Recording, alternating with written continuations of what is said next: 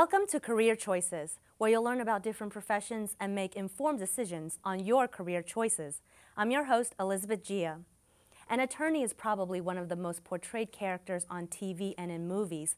But by the time we see a lawyer on screen, we've pretty much skipped over the journey of how the person became an attorney. Well, today we're going to explore it. Our guest, Ms. Brianne Fischer, is not only a corporate attorney, but also the in-house counsel for Brianne Foundation, a nonprofit organization with an international focus on lifting people out of poverty.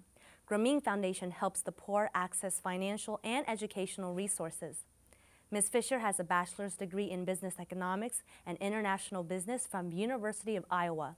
She earned her JD degree focused in corporate and international law from Vermont Law School. Before law school, she worked in the nonprofit sector and served as an AmeriCorps volunteer. She also studied microfinance in India. Thank you, Ms. Fischer, for being on Career Choices today.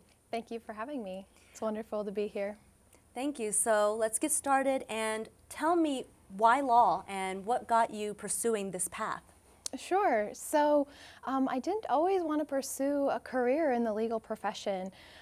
Growing up, I just knew I wanted to help people and make a difference in the community. So I was pursuing different avenues, and I happened to research what attorneys can do for both individuals and for their communities and communities internationally. And that got me really passionate about the practice of law. I understand. That sounds very, very good, very noble, very good. And so tell us about the training and education that's required to becoming a lawyer. Sure. So in order to become an attorney, you have to have an accredited degree from a accredited bachelor's degree.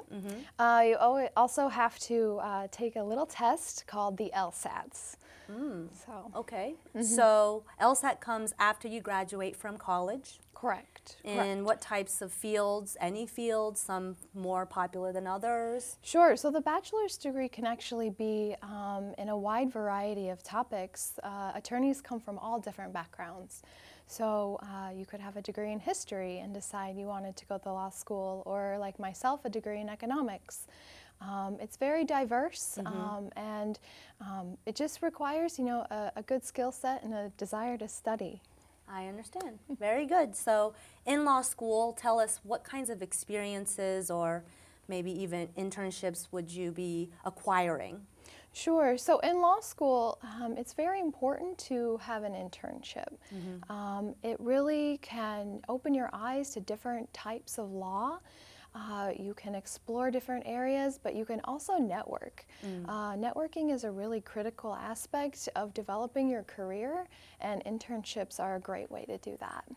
So for yourself, what kinds of experiences did you acquire? Sure. So I had two different, very distinct experiences.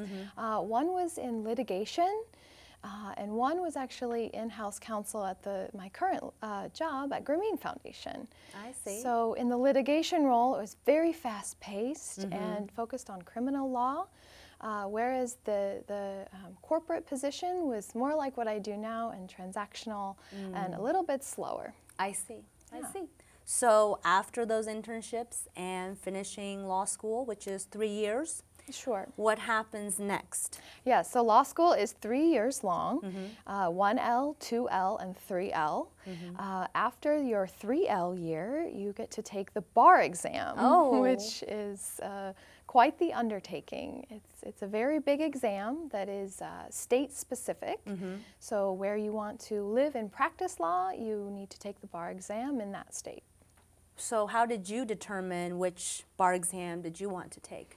Sure. So I determined based on actually where my family was at the time. So I wanted to be kind of close to home, but still far enough away. And there were a couple of career opportunities that I had in my eye at that time. The nice thing about the bar exam and being barred in a certain location is it's transferable to different jurisdictions under certain circumstances.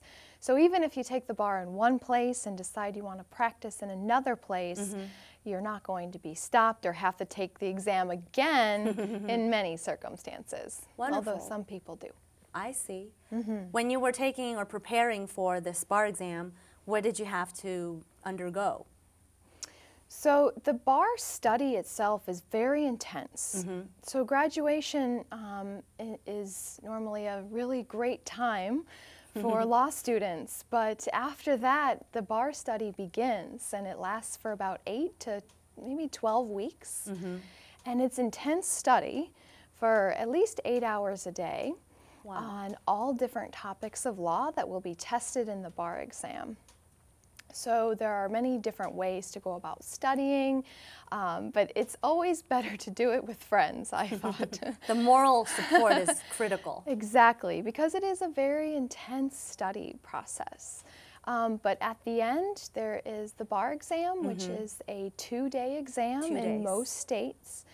And it tests both your written skills as well as multiple choice skills. So it's a very intense study process and exam. Do you remember when you were taking the bar exam? What was that like for you? It was very intense, very, very intense. And you know, the first day of the exam was the written material, so you spend about 8 hours just writing all day. Wow. And at the end of it, the nerves are kind of out. So the next day you go in very confident.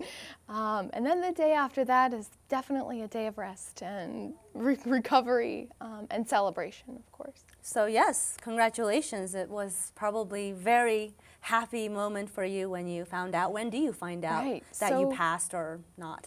It takes about 2 months to get your score back. Wow. So, okay. It's a long wait. Different states may do it quicker or later, but I think the average is around 2 months. Okay. So right now you're the attorney for the nonprofit Grameen Foundation. And tell us now then about what that entails briefly in terms of your work responsibilities. Sure. So my current position with Grameen Foundation is in-house counsel, which differs greatly from maybe a firm job or a trial attorney. Okay. In that I only have one client. Which is Grameen? Which is Grameen Foundation, correct. And as we discussed briefly before, it's I have to know a lot about the different types of operations that the company is going through, and be able to advise on those transactions or events, you know, at any given time. So now we are in a very globalized economy. Every company, regardless of its location, may be impacted by the activities in other countries. Explain how being an attorney in today's world and being at the Grameen Foundation, helping the poor in other countries, how that has been a very modernized type of position versus, say, a lawyer a few decades ago. Yes, yes. So the type of law that I practice now is very modern in that I have clients all around the world that are our different offices at Grameen Foundation. And what that means is a lot of late nights and a lot of Skype calls and a lot of interactions with different legal structures. Oh, okay. So, because it's not all American legal structure. Right, right. And maybe that's not necessarily different than decades ago, but certainly the connections, we connect via email and Skype, and we're almost always connected to each other in the other countries, which I think is a significant change from how attorneys have operated in the past. That's very understandable. And also, briefly, can you explain these international exposures or experiences for you? I would imagine sometimes you would have to go there. And what kind of preparations or things would you be doing when you are there in those other countries? Certainly. It does require a fair amount of travel, just in order to ensure our offices are complying with local laws and have the support they need from our legal department in Washington, D.C. So preparation for those can be, you know, really, it depends on the issue, why we're going there. but it normally will entail months of work on research and compliance with the laws of that country. I understand. I normally also pair my trips to different countries with visits to our local council. So we have local council in each country that can aid in our advising to our partners or our offices there. So I try to, make the most of any international visit that I do take, as we are a nonprofit and we need to make sure our expenses are staying low as well. So every trip is well worth it. Wonderful. Well, thank you so much. Right now, we do need to take a break, and we'll be right back to learn more about Ms. Fischer's current job as an attorney for the Grameen Foundation.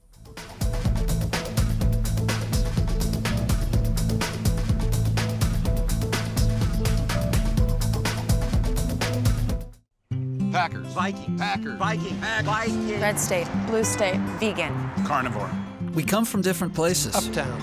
Downtown. Optimist. We come to different conclusions. Half empty. Half full. But when we live united, we create real, lasting change in the building blocks of life. The education, income, and health of our communities, Live. our families, United. even the person next to us. Live united. Real change won't happen without you. So give, advocate, volunteer, live united. Sign up at liveunited.org. In the small town of Elmira, New York, a boy was born into an all-American family. The odds of him achieving his dream in the fashion industry? 1 in 23 million. The odds of having a child diagnosed with autism? 1 in 110. I am Tommy Hilfiger, and my family is affected by autism. Learn more at autismspeaks.org/signs. If you drive buzzed, it could cost you around $10,000. You'll face major legal fees, major fines, and steep insurance penalties. You could lose everything. Nothing kills a buzz like getting pulled over for buzz driving, because buzz driving is drunk driving.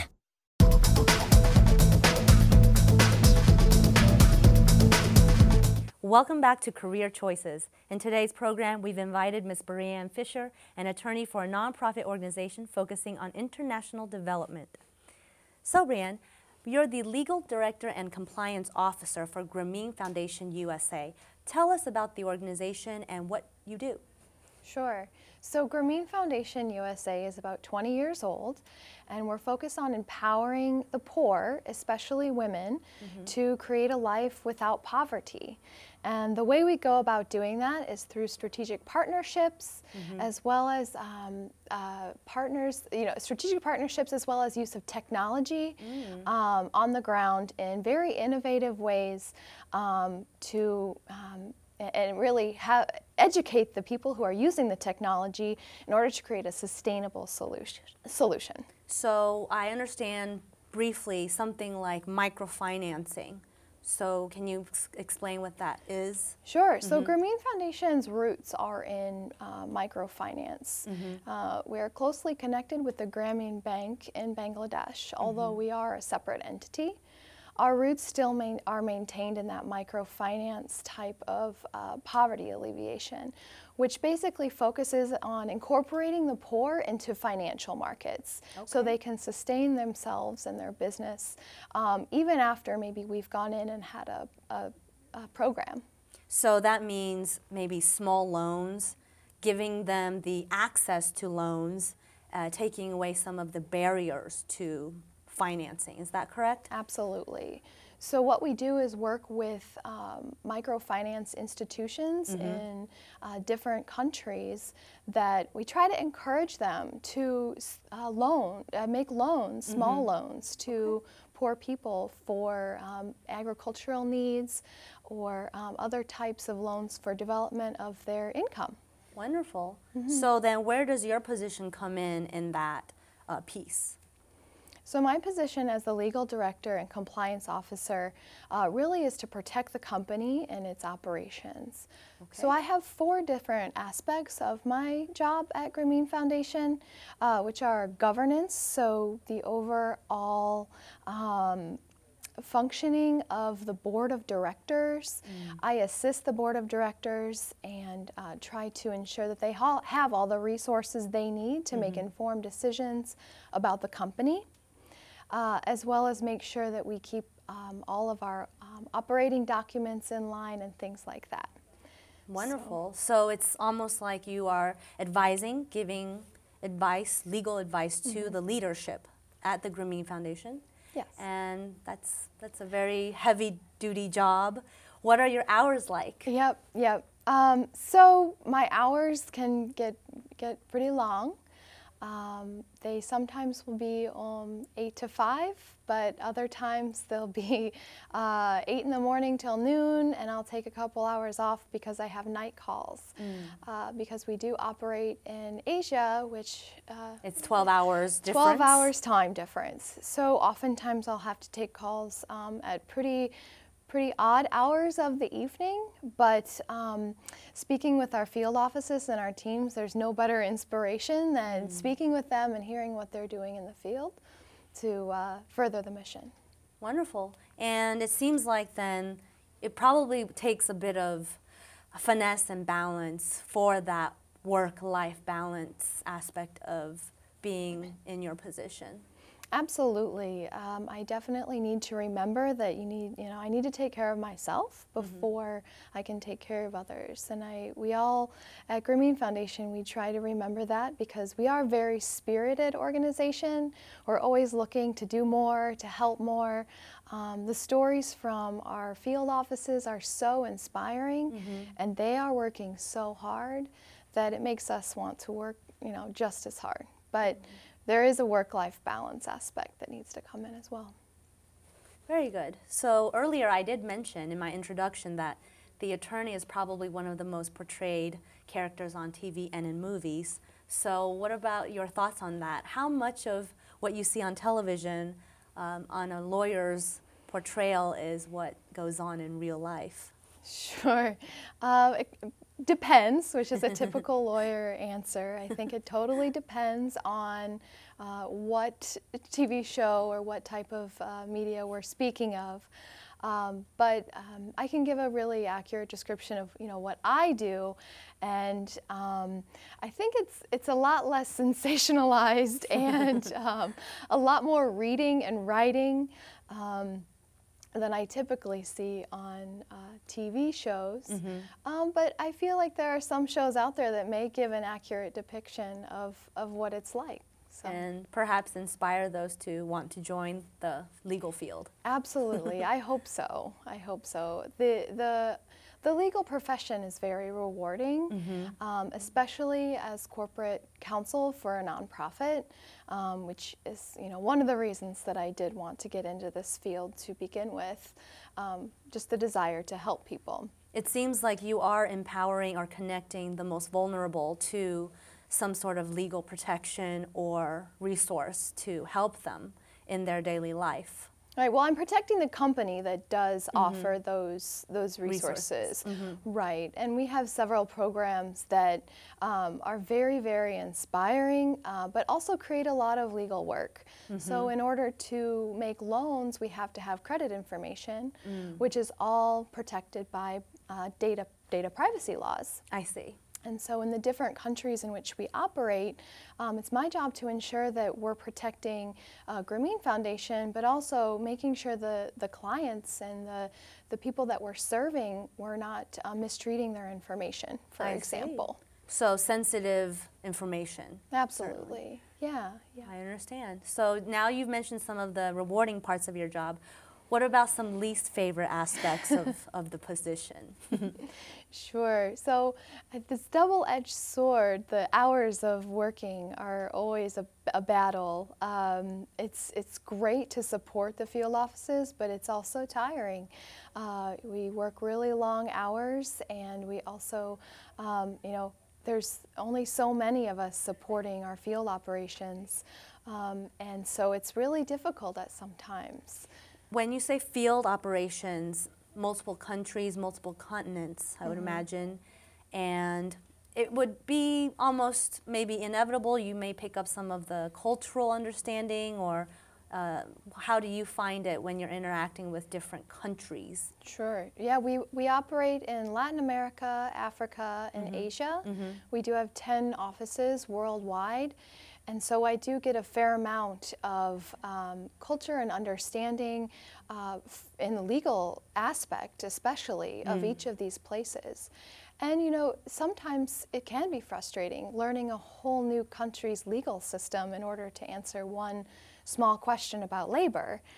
But it's also very rewarding, and it's really great to understand a different culture and society in which our clients are inevitably operating in. So in order to understand that context, to even better serve them. Wonderful. And do you use any translation tools, or is everything in English? It's not all in English, so we do have professional translators, mostly volunteers, which they're amazing. Yes, we have an excellent volunteer program called Bankers Without Borders, and they bring in some wonderful talent that we could not operate without, including translators. So one country we operate in is Burkina Faso, through our subsidiary called Freedom from Hunger, and they operate entirely in French. Oh, okay. Yes. And so I'm brushing up on French, but also relying heavily on our local counsel there, as well as our volunteer translators. I understand. So it seems like you have been in the nonprofit sector for a few years. You were working in nonprofit before even law school, I understand. So in the nonprofit world, what do you see are some of the, I guess, challenges to this type of work versus, say, if you were working in the law firm? Great question. Nonprofits are, you know, sensitive to budget fluctuations. I would say that's one of the biggest concerns from, you know, a sustainability aspect of nonprofit organizations is always, you know, the budget, and you want to make sure that you're using the money and the funds that you have for the greatest impact for your cause. And at Grameen Foundation, it's serving the poor, so we need to make sure that every dollar and cents that we make is moving towards that mission and that goal. So a lot of nonprofits can't always afford legal advice. Oh, that's true, because it's expensive. It's very expensive, and it's actually one of the reasons that I was driven to seek a career in a nonprofit as an attorney, because I did notice the underserved nature of nonprofits in legal advising. Although there is a good amount of pro bono services out there, there's still just not enough to go around most times. So I would imagine that being in-house, you would, through the years, even have more expertise, and that maybe ramp up, or, you know, rather than parachuting in, you would have that insider knowledge to save time and efficiency. So for those watching, what advice would you give our viewers who are thinking about becoming an attorney? Great question. You have to really know what you want to do and be passionate about it. Law school is a long and grueling process, and it's expensive, and it's a rewarding career, but you have to be ready to study very hard and really know what you want to do and what you want out of a legal career. Well, it seems like you definitely have chosen wisely, and you're doing what you want to do, making an impact. So thank you so much, Ms. Fischer, for being on the show and sharing your experience as an attorney with us today. Thank you very much for having me. It was wonderful to be here. Thank you. So this concludes our program. Thanks to our guest, Ms. Brianne Fischer, and thank you for joining us. If you have any feedback or comments, or if you would like to share your experience, please email us at qip.career.choices@gmail.com. We'll see you next time on Career Choices.